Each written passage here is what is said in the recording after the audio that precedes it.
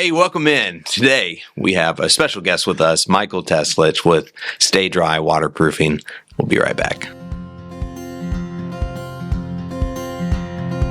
Well, welcome back to the Kingdom Business Conversation podcast, where we're all about making leaders grow and where we're always learning, where we don't have it all figured out, but we want to just bring on people like Michael Teslich with Stay Dry Waterproofing, because there's so much experience and wisdom that we can learn when we get real and raw about the journey.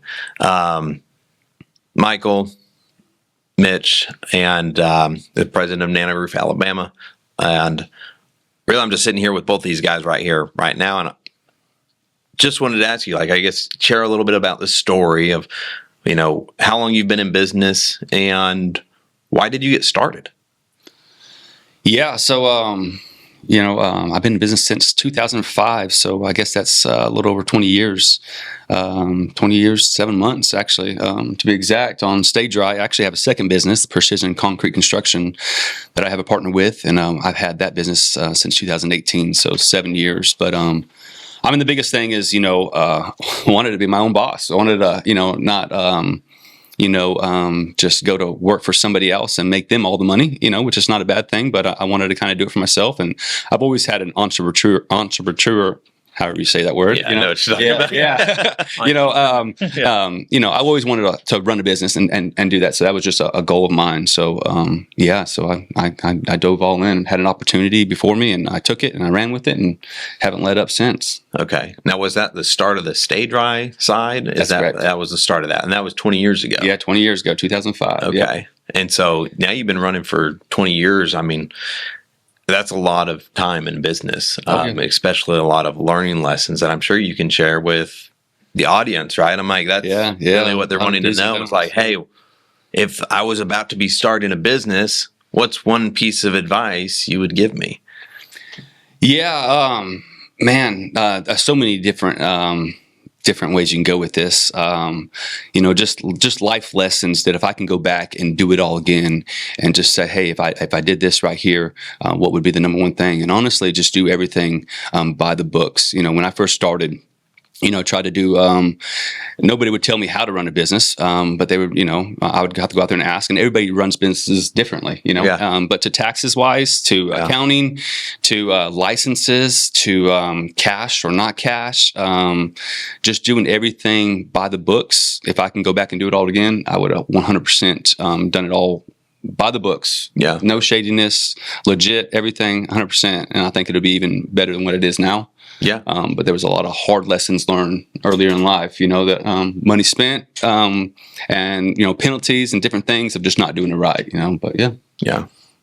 That's a good thing that, I've had to actually learn, you know what I mean? Cause it's like, at one point I got in trouble with the IRS for previous business, and it was honestly just like not knowing, making mistakes, not having an accountant. Understanding I'm not good with I'm just good at giving money away, honestly. But I'm not good at there. So it's even, I remember just for the foam side of things, hiring an accountant, a couple years ago, and it's like, you need to keep all my books. So when I go to tax time, everything is there, everything's documented, everything is, it's the same person we use for like NANOROOF as well. Yeah.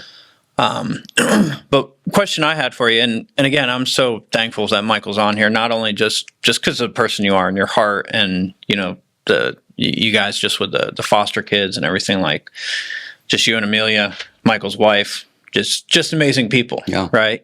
So I mean, we're blessed. Yeah. Yeah. You're blessed. And it's been, you're the first person God put on our heart for doing this episode 1. Yeah. So well, thank you for the opportunity. Yeah. But my biggest question is, what has been the biggest failure that you would say you've had so far? And then how did God redeem it? Yeah. So naturally, just as humans and as men, we like to do everything on our own, Yeah. Ourselves, and say we know what's best. I don't need someone else to tell me. And I was young. I was in my early 20s when I first started the company, and so going at it, I could do all the work. I could make it happen, and I thought I had it all together, and I didn't really need to rely on anybody or even God, and that, hey, yeah, God blesses and everything else, but I tried to do it all on my own. And when I did that, that's when I really hit some walls and realized, it's not about me. I can't do it all by myself. And, I need, not just God in my life, but I need him in my business. And a lot of times we try to separate, our relationship with God in just a personal life from business. And when he's totally involved in everything that you're doing, it will be blessed, and you can go far. What's that saying? You can go fast alone, but you can go far together, That's right. And so, with God, you can go far, and you can miss a lot, or you can keep yourself from having a lot of heartaches and a lot of hard times of just kind of obeying and leading, or letting him to lead you. So that would probably be the number one thing, is not just doing it all on my own accord and thinking I got it all together and I don't need to take advice from anybody. That's really interesting, because when I, in my 20s, when I had my spray foam business, and it was a mixture of that, and it was also like the poverty mindset too, of like, oh, hey, I can do that and save a little bit of money there. Oh, hey, I can do that. That's good. And just ran myself completely into the ground. And also, oh, I can do it better than them. Or if I'm not there, it's not going to be done right. And realizing that my words were creating my own reality, right? 100%. So by what I was believing and what I was putting forth was the result of that. And I just remember being so happy when I sold that spray foam equipment and that business was over, because it was really hard. But I'm super thankful for that experience, because not even serving God at that point in my life, but how much I learned from that now, that I can look at that and be like, man, I'm so thankful for that experience now. And it's like God working all things together for good, even when you don't know that God's working all things for good for you. So good. Yeah. That's a huge lesson. I mean, it really is. And I think a lot of people, especially men, right? Like we have that, I can do it. I'll figure it out. We got this, like beat on the chest feel. Yeah. I was like, and then after we realize, okay, I can't do this alone, right? So you start to bring on others. Yeah. And it's that natural, still almost a knee-jerk reaction to kind of like, okay, but do I trust them fully? Where there are obstacles in your way that you're like, okay, like eventually you just have to like hand it over in ways and say, you got my full trust in this. Do you know what to do? Or was there a time of like, here's my expectations and the building up? Because that's a lot of times too, is like, it's that transition time and then fully letting your team go in a way. Yeah. And I know you're now you said you got about 2 or 3 different crews running right now, right? Yeah, for each company, so we're definitely blessed. And, there's been a lot of hardships and button heads with different people, and even my partner and everything else. I mean, it's not an easy go, but, I went through the housing market crisis in 2008, 2009, 2010, where everything kind of slowed down. Construction. Yeah, everything. We were booming. We were doing tons of waterproofing at the time, and I wasn't as big as I am now by no means, but we did still a lot of new construction waterproofing, but the market slowed down. And so we had to start really, going after different things and figuring out what works to make money and just to pay the bills. And, but we think that we can do it ourselves all the time, but everything we have, it comes from God, and He's blessing us and He's guiding us and leading us and all. We just, sometimes have our eyes closed or our ears closed, just not to see it or hear it. And, I remember back in 2013, 14, and 15, around that time frame, I was coming home, from work and just depressed, making money, paying the bills, we're growing, but just unhappy, just not really about things are going. And what it was is I was still trying to do it in my own accord. And, when work would start slowing down, I would start to think, what can I go do? What can I go do this? Go do this? Can I go make money over here? Who should I call over here? But I honestly made a commitment to God that, look, I will totally rely on you for everything, and I won't focus on when the next job is going to come in. And I will give that to you. I think of it as I think I'm a good father. I like to give my kids all great things and bless them and everything else. I want my boys and my little girl to not worry about if the lights are going to be, the light power bill is going to be paid, food's going to be on the table, my car and all that. I want them to fully trust in me that I'm going to provide for that. You do everything else in life, and let me just take care of all that, take that stress and all away from you. So the same concept with God. If we just trust that, hey, you called me to do this. You put me in a time to run this business, to not just bless myself, but all my employees and all their families that are just growing and trying to, make a life for themselves. Like if you put me here, then I'm fully going to trust that you're going to take care of every single thing else. That's right. And I ain't got to worry about that. That's right. And since I've totally released that to him, it's been nothing but blessings. And and when I sometimes get in that mode of like, okay, like work's kind of coming up, like what's going to be next, and then I have God will remind me, have I ever let you down? Have I ever failed you? And no, He has not. And I got to get out of that mindset of what, I fully surrender to you, God. You have this under control. You do your part, and I do my part. So it really, right? Like instead of learning the process of I got to trust people. Oh yeah, you learn to trust God. Yeah, that's right. And that God's going to always come through. That's right. Instead of putting your trust into man. Yeah. Right. It's like trust in the Lord with all your heart. Yeah. Right. And that's like when you have that revelation and then you walk in it, because He gives us a lot of times those, here's another trial, here's another time, here's another time. And that's like a big step for me was, jumping on board a part of the NANOROOF Alabama group. Was, hey, this is going to require a full sacrifice and laying down of your family, your finances, and your future. Yep. Right? I'm like, that sounds insane to when I first, I'm like, no real construction background kind of guy. None. I'll verify that right now. Okay. But hey, he learns. I'm a quick learner. Like, technology was what I was used to. I was like, hey, I've been doing sales. I was working a 9 to 5, a whole different world, really. But when you let the Lord lead and then you listen and then just trust in Him, and that trust still requires a level of open hands and sacrifice. And that's what you're doing. You're like, every day I trust in God. Yeah. So therefore I trust in the people. And like the higher you go, I would actually even say like if you have more teams and more crews and more people, the tighter you grip it, the more you're either going to suffocate it, or the more all of a sudden, and like you're really not trusting God now, which is not trusting your team, and it starts to flow into different areas of your business. Yeah. That's really good. That's really good, man. Yeah. That's you guys who are listening, if you're listening right now, tune in, trust your team, trust God with the process. That's the most important part. I mean, trust is essential for growth.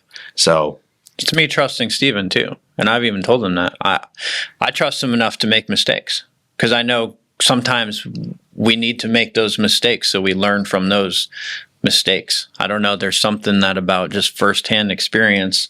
I've made a few. I love the ones I have too. But that's like the beauty about it. But I mean, I know for a fact that God put me to work with Stephen. And it's actually been amazing because I let God send that person. And, we were friends before, but we didn't really know each other that well. We'd hung out like 4 times. I think we figured out we hung out once a year for like 4 years. Yeah. And every time we hung out, it was like, man, I get along really good with them. And then just it wouldn't happen. So, I mean, we hadn't talked in a year when he just randomly calls me one morning.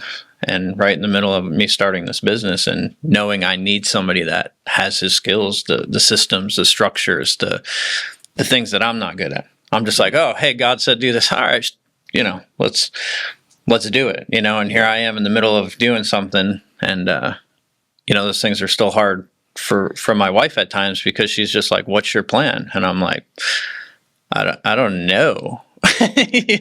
What my plan is, but he's got a plan. I'm just jumping. I think about that a lot too. I'm like, it's the man who makes his plans, but then the Lord still directs our steps. Like, we can't always walk in that naivety.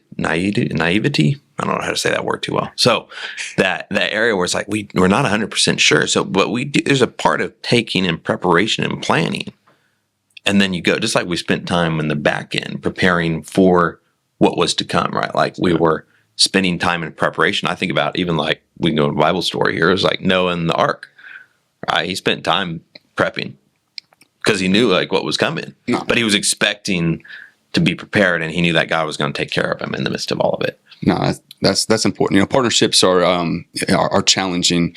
The biggest thing I had a partner for 7 years, and we butted heads. There's a couple times I've wanted to walk away, and say, what, this is not worth it. But I'm glad I stuck with it. He's totally different, the opposite of me on a lot of different ways, life and everything else. Great guy, trust him with everything. Yeah. The most important thing with partnerships, and even when you have your crews, is you got to know your strengths and weaknesses. That's good. And you're going to be strong in certain areas, and he's going to be weak in certain areas. I'm going to be strong, and my partner's going to be weak, and we got to know that and know where to balance that at. And then another thing is not micromanaging, every aspect. So if my partner's doing something else, I don't need to be micromanaging everything else. And if I can't fully trust him to do his job, then I don't need to be partners with him. Same thing with the marriage. I look at it as a marriage. If I can't trust my wife to handle certain aspects around our house and doing different things that she's called to do in our life, and I got to micromanage every little thing, well, it's not a really healthy marriage. Same thing with business partners. You can't micromanage yourselves. And even with your guys and your foremans and your lead crews, knowing their strengths and weaknesses and not putting someone over something that they're going to fail at. You really want them to succeed in life, and you really want them to grow. And so if they're not really strong in that area, and they're not willing to learn how to grow in that area, let's plug them into somewhere else, Yeah. So I think that's important to know. What do I call it? They call it the blind spot. The blind spot, yeah. Call it the blind spot. Yeah, every person has a blind spot. Yeah, that's right. And if you're not cautious or careful, like you get people who love you, who care about you, they're like, hey, dude, you got a little blind spot back there. Yeah. And you don't realize, but I'm sitting in a different seat and I can see it. Yeah. And when you get into that perspective, right, I was like, you realize, hey, everybody does. And it's not a bad thing. It just means I'm here. I got your back. It means I got your back. I'm not here I'm not just watching your back. I got your back. I see the blind spot. Hey, maybe we need to slow down and spend a little bit more time in the prep. For sure. Yeah. And then still it's like, hey, here's some things, but maybe we actually need to pause again and pray about it more. Yeah. Lay it down. Let's put it before the feet of God. Yes. I was like, because mine can be a very natural, okay, I can get very impatient. I'm like, why is this taking so long? Let's go. Yeah. That's what it put me. Yeah. And then he's like patient. And I'll exhaust love, Patient too. Yeah. He's my grace-filled guy where I'm like, okay, let's go. Yeah. And he's like, it's okay, slow it down. Let's pause. Let's pray. Things take time. Yeah. I'm like, I'm the planner. He hates, it's like, so it's just learning each other, right? I was like, and it's a partnership, just like what you talk about in marriage. The most important partnership is that covenant between man and wife. And even though it's like, I think Dave Ramsey says the only ship that doesn't sail is a partnership, but Dave Ramsey, there's some things I agree with you on. Some things I think you're terribly off. Right? I was like, go ahead and throw that on the world. But it is. I was like, there's a lot of those things that I look at it and I'm like, there's a beauty of partnerships. Yeah. Because it requires trust in God. Yeah. Trust in each other, clear communication. Yeah. And that's going to run deep into your organization. Yeah. People will see that. Well, and another thing is, with business, and this is a thing that, when you have relationships, especially as friendships and everything else, I have relatives that work for me, but when we're at work, I'm boss. That's right. You're my employee. When we're at work, it's we're partners and it's all work based. Outside of work, we're friends, but friendship is no longer at work. I'm in control. You're my employee. I care about you and I love you, but you're doing what I ask you to do, and we're going to get this done. Outside of that, hey, we can cut up. We can, and I'm not saying that we don't cut up or have fun or anything else at work, but there has to be a mindset of friendship, and you have to separate that. You can't just be totally friends because that will get in the way of making decisions. Yeah. And you still got to father the company. That's right. You still got to follow it, but you can't. Company you can't just be like, "Hey, we're buddies." I'm gonna let that thing slide. No, it's not like that. Like this is in order for us to keep progressing or keep in business, keeping whatever you want to say it, and getting frustrated with things. I mean, my partner, we've gotten frustrated. We've had some heated moments. Yeah, but I know when I leave that he does care, I care, and when we leave and go do other things or we meet up afterwards, like it's fine. Yeah. What happens at work is work, and then outside of that, we're not letting it affect our personal life. And if you let it affect your personal life, and you go home and you're stressing out about it and everything else, it's going to drive you insane. Yeah, Well, that's like I think about in a marriage, right? Like the marriages that actually scare, according to more, it's like the ones that never have any argument or never have any fights. I'm like, it's coming. It's probably going to be a big one of some sort. I'm like, because it's that abrasive, like if you're close enough to be rubbing shoulders or irritating the skin, like that's because you're close enough to that individual to do so. That's right. Right. I was like, the walls are down enough and things are real and raw, and then it's walking through the trenches, and that's what great leaders do. That's right, yeah. Great leaders, they don't you rub up against it, and then you call them up, you pick them back up, and you say, "Hey, man, get back up. It's time to get going forward." That's so good. And we were talking earlier. I was like about the people in the right spot on the bus, right? It's that concept of like people in the right positions. Do you mind sharing a little bit more about your current structure? One thing that you feel like, hey, one thing I would have changed earlier, and would you promote within? Would you hire from without? Just personally, like, what would you like? Have you seen work well? So I guess kind of try to reframe that a little bit better. I like exactly. What's another way to say that? That's probably so just structure or on how getting people in the right place, and even maybe an area that challenged you for a bit or kept somebody maybe in a place too long. Yeah.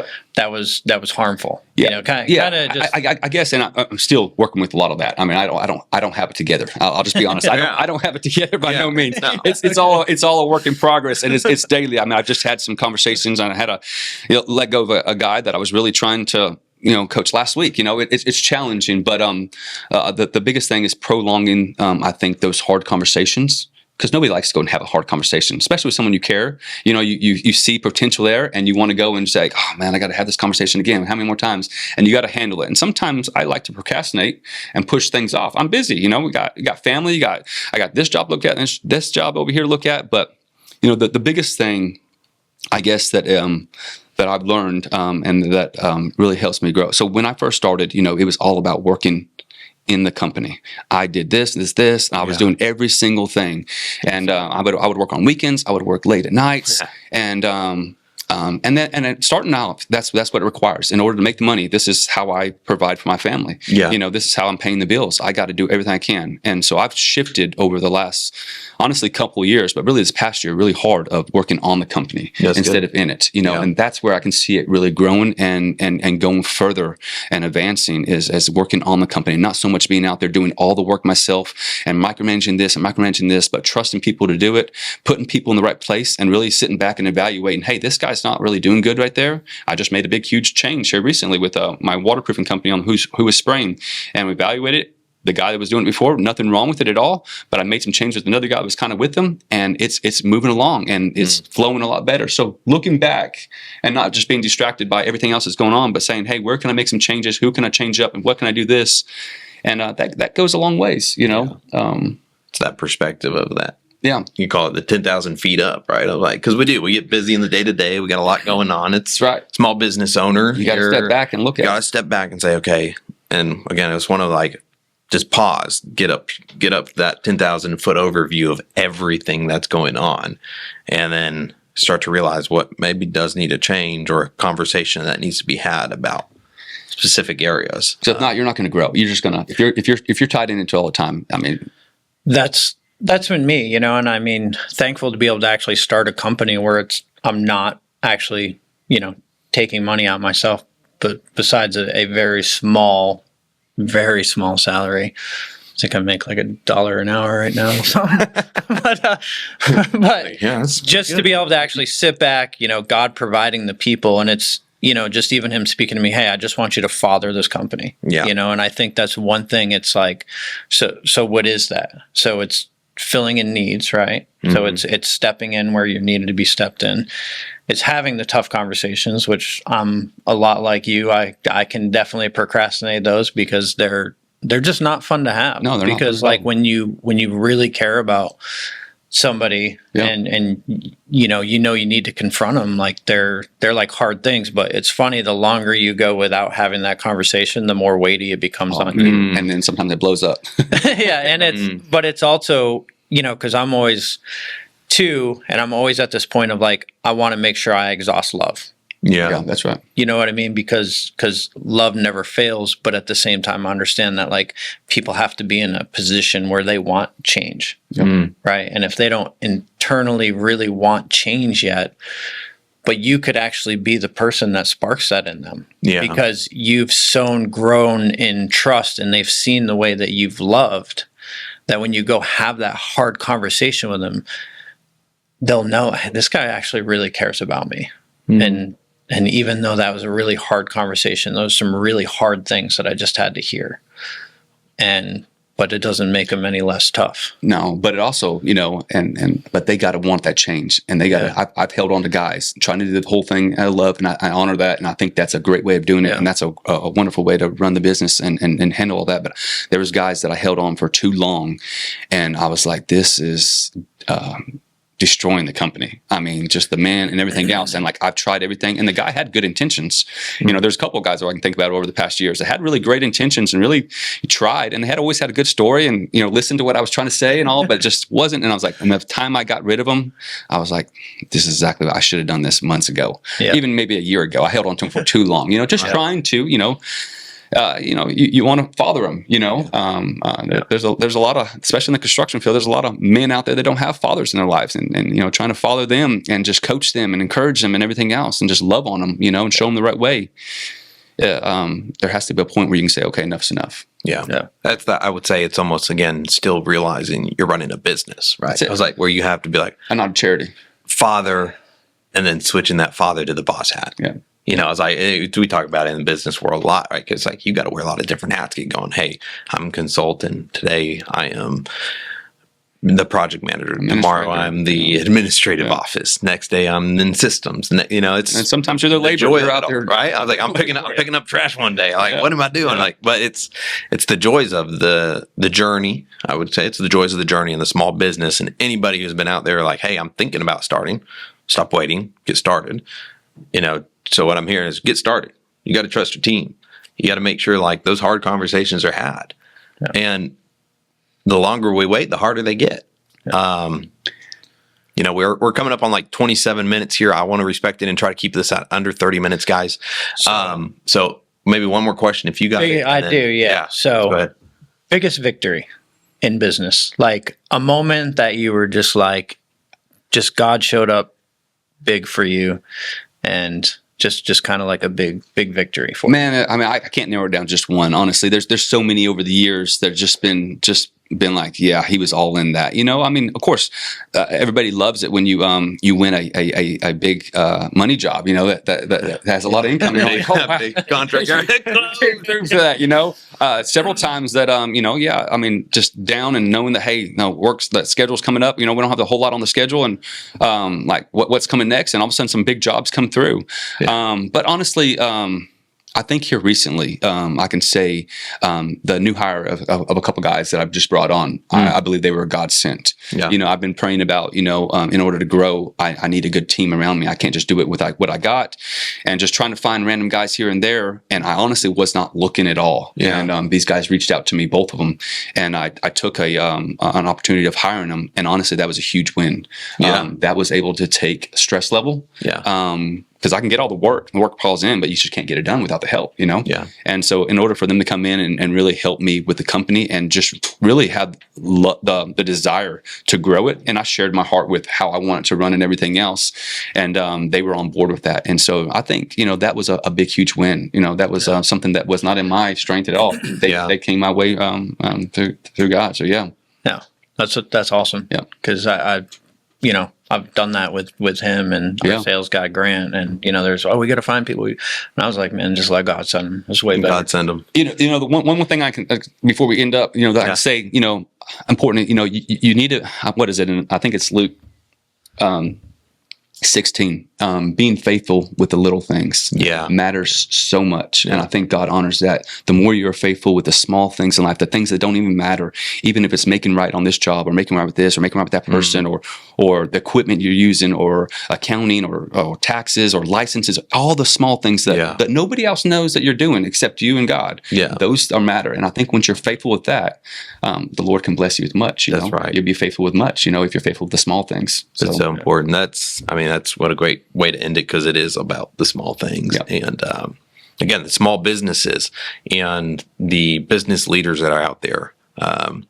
Michael, Thank you so much for coming on here. Yeah. It really was. Time, I was like, me too. I was like, I know he's probably definitely another guest we gotta have come back on at some point because I know there's more inside of this guy, and more wisdom, and again, but just to honor your guys' time out there, we want to keep this right at about 30 minutes. Right, this is the Kingdom Business Conversation podcast where leaders are always learning, and thank you guys for tuning in. And thank you, Michael. Like you spoke to us. I mean, God was just using you this whole time to speak to us, like without you even knowing. Well, good. I'm glad. Yeah. We just mission accomplished. Yeah, we really appreciate you and taking the time. Thank you for having me out here. Yeah.